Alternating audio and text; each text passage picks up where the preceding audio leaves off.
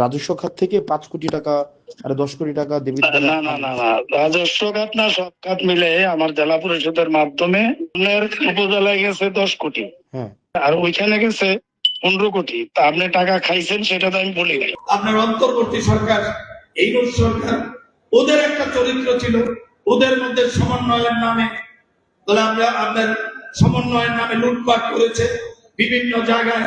তারা হেন কোনো কাম নেই, আকাম নেই, করে নাই।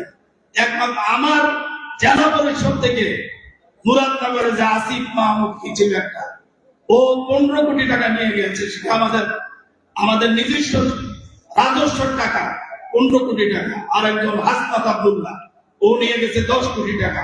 এটা হলো সমন্বয়ের অবস্থা। এটা হলো যেটা তারা চেয়েছিল যে বাংলাদেশ তারা একটা সমন্বয়ের রাজনীতি, কিন্তু সেটা ছিল না, তাদের মধ্যে ছিল না।